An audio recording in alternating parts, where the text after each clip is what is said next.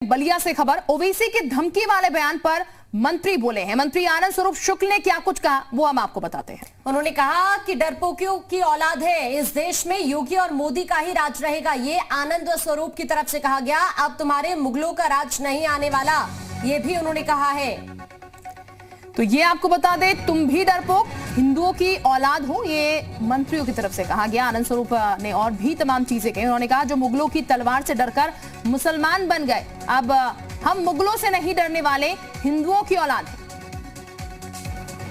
जजिया दिया, प्रताड़ना भी सहा, पर हिंदुत्व नहीं छोड़ा, ये भी उनकी तरफ से कहा गया।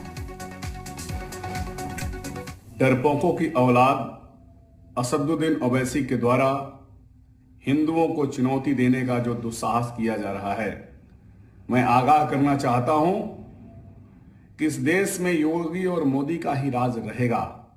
अब तुम्हारे मुगलों का राज नहीं आने वाला है और तुम भी हिंदुओं की औलाद हो। हमें अफसोस है कि डरपोक हिंदुओं की औलाद हो जो मुगलों की तलवार के डर से मुसलमान बन गए।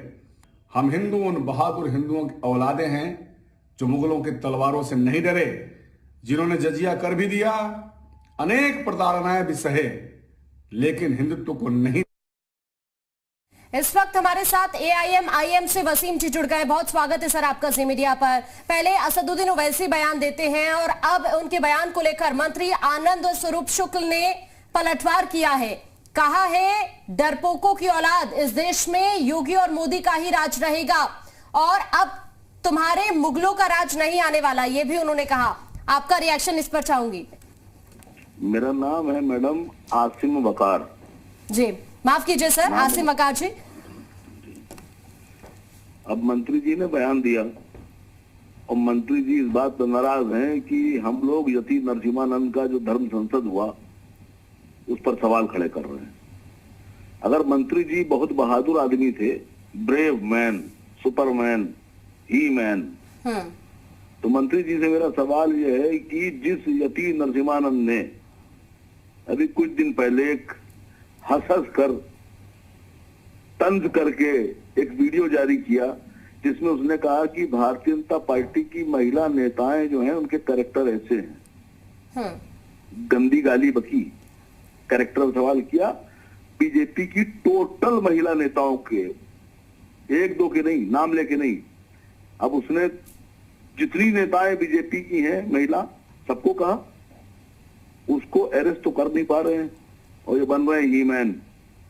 और ना बीजेपी की महिला नेताएं अपनी लड़ाई लड़ पा रही हैं, चाहे वो स्मृति ईरानी जी हो, चाहे मीनाक्षी लेखी जी हो, चाहे निर्मला सीतारमन जी हो, चाहे वो स्वाति सिंह जी हो, और चाहे ये मंत्री जी हो, प्रधानमंत्री जी हो। जो महिलाएं अपनी लड़ाई नहीं लड़ पा रही हैं, वो देश की महिलाओं की लड़ाई क्या लड़ेगी? गाली खा के चुप हैं, अपने कैरेक्टर पे सवाल खड़े करा लिए। और जो बीजेपी के मंत्री अपनी पार्टी की महिला नेताओं की लड़ाई नहीं लड़ पा रहे हैं, डरपोक हैं, डर गए, वो अपने को ही मैन कहते फिर रहे हैं। तो साहब बने रहिए ही मैन, आपको और तौफीक दे अल्लाह, आप इससे बड़े ईमान बनिए और खूब गाली खाइए और खिलवाइए गालियां अपनी लोगों को। ठीक, आसिम वकार साहब, जो बात आप कह रहे हैं ठीक है, वो जायज बात है, लेकिन जवाब जरा इसका दीजिएगा सर। ये जो आरोप प्रत्यारोप चल रहा है, एक तरफ से बयानबाजी हो रही है, फिर दूसरी तरफ से बयानबाजी हो रही है, क्या ये बयानबाजी ठीक है? जिस तरीके की बयानबाजी सर हो रही है किसी भी राजनीतिक पार्टी के लिए, सिर्फ आपके लिए नहीं, किसी भी राजनीतिक पार्टी के लिए। सुनिए मैडम जी, जो मैंने कहा इसको हल्के में आप नहीं, हल्के में सर नहीं ले रहे हैं। चलो, हीरो वाजपेयी साहब भी हमारे साथ इस वक्त जुड़ चुके हैं, बीजेपी प्रवक्ता वाजपेयी साहब। मंत्री जी से इसी तरह बयान सुना के पूछिए कि यू आर ही मैन। आप अपने को ही मैन कहते हैं, बहादुर कहते हैं? अगर ही मैन है तो उत्तर प्रदेश के मंत्री जी से कहिएगा, उत्तर प्रदेश के गाजियाबाद के डाकना में रहता है वो। ठीक, हीरो वाजपेयी साहब भी जुड़ चुके हैं, प्रवक्ता है बीजेपी की। बहुत स्वागत वाजपेयी साहब आपका। हीरो वाजपेयी साहब, कई तमाम चीजें जो असीम वकार साहब भी कह रहे हैं कि महिलाओं का ही सम्मान नहीं हो रहा, अपनी महिलाएं सम्मान नहीं कर पा रही हैं बीजेपी, बाकी बात बीजेपी क्या कहती है, आप जरा जवाब दीजिएगा इस पर।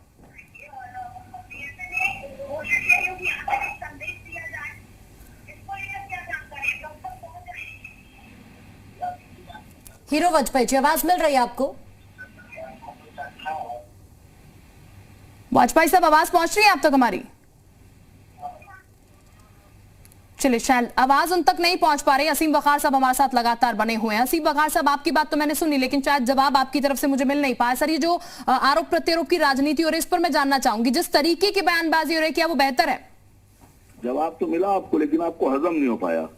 नहीं, हजम की बात नहीं है आसिम जी, आपको बोलने का मौका दिया और जो जवाब आपसे जानना चाहा शायद वो आप नहीं दे पाए। बहुत शुक्रिया अभी के लिए आपका, आप हमारे साथ जुड़े और आपने इस मुद्दे को लेकर अपनी प्रतिक्रिया दी है।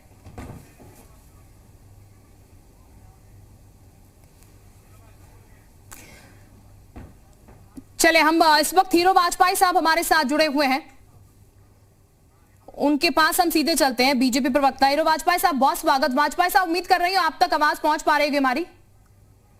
जी जी, आवाज आ रही है। जी, वाजपेयी साहब, असीम वखार साहब हमारे साथ जुड़े यहाँ पर। वो ये कह रहे हैं, जो बयान दिया गया है आनंद स्वरूप की तरफ से, उसको लेकर तो कह रहे हैं हीमेन बनने की कोशिश वो कर रही है, अपनी पार्टी में महिलाओं का सम्मान नहीं होता और फिर ऐसी बातें कर रहे हैं। देखिए, इस तरह की अनर्गल बयानबाजी करके लोग केवल समाज में भेदभाव पैदा करना चाहते हैं। ओवैसी साहब का जो भी है, आप जान रहे हैं कि बहुत बाहर अपनी पार्टी का अस्तित्व बढ़ाने के लिए, एक मुस्लिम वोट बैंक को अपनी तरफ आकर्षित करने के लिए इस तरह की बयानबाजी होती रहती है। लेकिन भारतीय जनता पार्टी का ये मानना है कि हमारा सबका साथ, सबका विकास, सबका विश्वास, हम उस आधार पर काम करते हैं जिसमें सभी का है। हमारी सरकार की जो योजनाएं मोदी जी, चाहे उत्तर प्रदेश में योगी जी के नेतृत्व में चल रही हो, समाज के सभी वर्गों और धर्मों तक पहुंच रही है। हमने कास्ट, क्रीड, रिलीजन इसको किनारे कर दिया। विकास का अर्थ है कि जो सब तक पहुंचे, समस्त देशवासियों, समस्त प्रदेशवासियों, और उसमें वैमनस्यता फैलाने का काम तमाम लोग करते हैं। कभी कोई जिन्ना ले आता है, कभी कोई कुछ ले आता है, कभी कोई कहता है मठ मंदिर वापस भेज देंगे।